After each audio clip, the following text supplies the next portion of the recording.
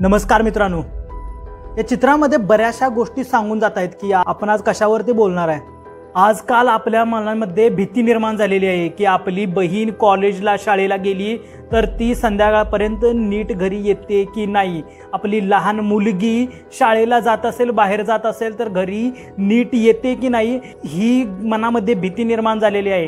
काय चेंज करायला पाहिजे, आपण आपल्यामध्ये काय बदल करायला पाहिजे, समाजामध्ये काय बदल करायला पाहिजे, याविषयी आज आपण बोलणार आहे। नुकत्याच घडत असलेल्या घटना, ते म्हणजे कोलकात्यातल्या डॉक्टरची घटना असेल किंवा बदलापूरच्या त्या लहान चिमुरडीचा असेल किंवा कालचीच कोल्हापूरची न्यूज असेल, या सगळ्या गोष्टी ऐकल्या की तुम्हालाही सुन्न होत असेल की त्या प्रकारची विकृती समाजामध्ये कशी असू शकते। एक सेकंद आपल्याला असा विचार येईल की या गोष्टी एवढ्या लांब घडतायत, आपल्या इथं याचा काही संबंध किंवा आपल्याकडे असं घडणारही नाही। जर तुम्ही असा विचार करत असाल तर तुमचं कुठंतरी चुकतंय। जर हे तुम्ही फोटो पाहत असाल तर तुमच्या लक्षात येईल की काय प्रकारची विकृती माणसांच्यात किंवा समाजात वावरताना दिसते।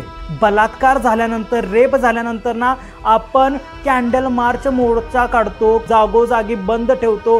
ठीक आहे, निषेध तर करायलाच पाहिजे, पण त्याच्या अगोदर पण आपल्याला काहीतरी अशा गोष्टी करायला पाहिजेत की अशा गोष्टी आपल्या घरातल्यांच्यासोबत, आपल्या शेजारच्यांच्यासोबत, आपल्या गावातल्यांसोबत, आपल्या समाजासोबत अशा कधीही गोष्टी होणार नाहीत। या गोष्टी दिसतायत तेवढ्या साध्या सोप्या नाही आहेत। आज ज्या मुली बेडवरती पडून आहेत, हॉस्पिटलमध्ये मृत्यूशी झुंज देत आहेत, ज्यांची काहीही चुकी नसताना अशा प्रकारची विकृती असणाऱ्या लोकांनी बलात्कार करून त्यांच्यावरती ही आज वेळ आलेली आहे। यासाठी आजच आपल्याला तयार करायची आहे की आपल्यातच आपल्याला चेंज करायचं आहे, समाजातच आपल्याला चेंज करायचं आहे। चेंज करायचंय म्हणजे आपल्याला असं काही मोठं करायचं नाहीये। स्वतःमध्ये थोडंसं बदल करायचा आहे, स्वतःच्या वागण्यावरती थोडा बदल करायचा आहे, आपल्या घरातल्यांना थोडी शिकवण द्यायची आहे, समाजामध्ये थोडी शिकवण द्यायची आहे। व्हिडिओ शेवटपर्यंत थांबा, तुम्हाला समजून जाईल। जर तुम्हाला काळजी असेल आपल्या घरातल्यांची, आपल्या समाजाबद्दल, तर व्हिडिओच्या शेवटपर्यंत थांबा। मी सांगतो तुम्हाला नक्की तुम्हाला तुमच्यामध्ये काय काय चेंजेस करायचे, काय बदल करायचा आहे, काय वागण्यात तुमच्या बदल करायला पाहिजे।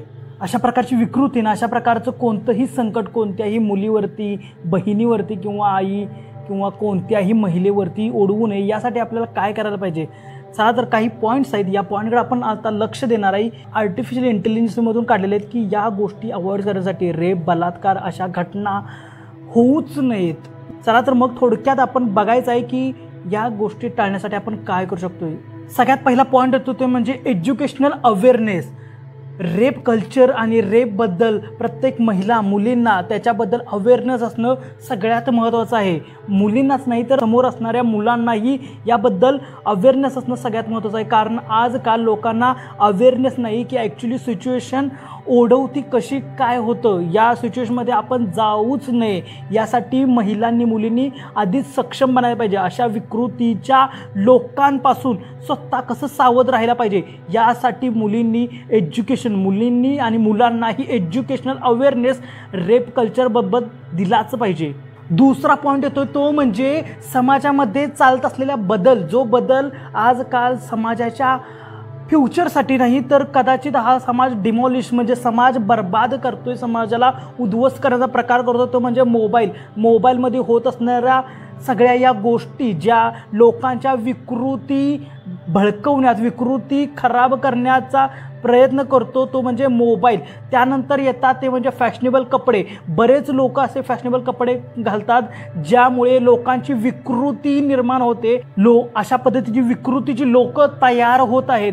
या गोष्टी आपण कुठं अवॉइड करू शकतो, यासाठी आपण मोबाईलमध्ये दाखवण्यात जाणारे पिक्चर, मूवीज, रील्स काहीही असो, जे आपण अशा प्रकारची विकृतीला प्रोत्साहन देत आहे, त्यांना कुठंतरी आळा घालणं हे सगळ्यात महत्त्वाचं आहे। त्याचबरोबर दुसऱ्या बाजूला कपड्यांचा विषय, जो आजकाल फॅशनच्या नावाखाली नाच केला जातोय, त्या फॅशनवरतीही कुठंतरी सरकारनं किंवा बऱ्याच वेळेला आपल्या घरातल्यांनीच यावरती आळा घालणं, यावरती लक्ष घालणं, यावरती कंट्रोल करणं, फॅशनच्या नावाखाली होत असलेल्या या गोष्टींसाठी आपणच कुठेतरी जबाबदार आहे। या गोष्टीही आपण इथं कंट्रोल केल्या पाहिजेत, यासाठी इथं आपण अडवल्या पाहिजेत। तिसरी गोष्ट आहे म्हणजे कम्युनिटी आणि टॉलरन्सेस। अशा पद्धतीची कोणतीही वागणूक किंवा कितीही 1% जरी हरासमेंट होत असेल किंवा रेप कल्चरला प्रोत्साहन देत असेल तर त्याच वेळेस या गोष्टींना आळा घालणं गरजेचं आहे. या गोष्टींना, या विचारांना, या विकृतींना थांबवणं सगळ्यात महत्त्वाचं आहे. त्यासाठी 0 टॉलरन्स दिला पाहिजे अशा विचारसरणीच्या लोकांना आणि या विकृतींना.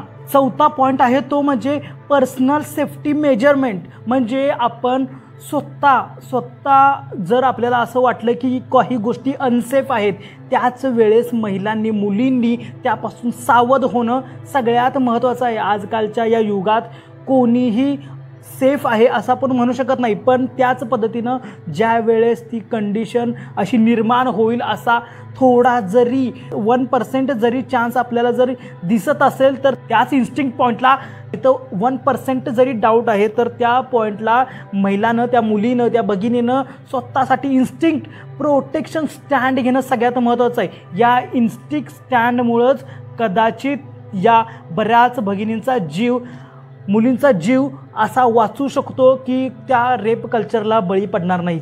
पाचवा पॉईंट आहे तो म्हणजे सोशल स्ट्रॅटेजीज. आता या सोशल स्ट्रॅटेजीचा अर्थ काय होतो? ज्या वेळेस पण महिला, मुली घरापासून बाहेर जातात त्यावेळेस त्यांनी आपल्या मित्रांच्या सोबत राहणं किंवा आपल्या ओळखीच्याच व्यक्तींच्या सोबत राहणं हे आजकाल महत्त्वाचं आहे. कारण तुम्ही कोणावरही विश्वास ठेवू शकत नाही किंवा तुम्ही कुठे आहात, काय करत आहात याची इन्फॉर्मेशन देणं आपल्या घरातल्यांना हे आजकाल सगळ्यात महत्त्वाचं आहे. हे तुम्ही तुमच्या बहिणीला, आईला किंवा महिला ज्या ऑफिसला जात आहेत, कॉलेजला जाणाऱ्या मुली यांना समजावून सांगणं आज काळाची गरज आहे. आपल्या घरातल्या मुली बहिणीवरती लक्ष देणं हे आज काळाची गरज आहे. नाहीतर या ज्या गोष्टी तुम्हाला टी व्हीवरती दिसत आहेत, मोबाईलवरती दिसत आहेत, ज्या आपल्या इथं होत नाही आहेत त्या गोष्टींना प्राधान्य भेटत जाईल. आणि जर यावरती सरकारनं लक्ष दिलं नाही किंवा या गोष्टींना त्या पद्धतीची शिक्षा जर मिळाली नाही तर नक्कीच या गोष्टी वाढत जातील आणि गुन्हेगारी, विकृतीची लोक याचा गैरफायदा घेतील. तर या सगळ्यांच्या गोष्टीकडं, या सगळ्या गोष्टींकडं आपल्याला लक्ष द्यायचं आहे. एवढीच अपेक्षा आहे की आपण आपल्या समाजामध्ये वावरत असताना महिला भगिनींसोबत असा अत्याचार कुठेही होऊ नये यासाठी युवकांनीही शाबूत राहायचं आहे की अशी कोणताही प्रसंग कोणावरही ओढवू नये. आपणही तत्पर राहायचं आहे की अशा पद्धतीचा कोणताही प्रसंग होऊ नये.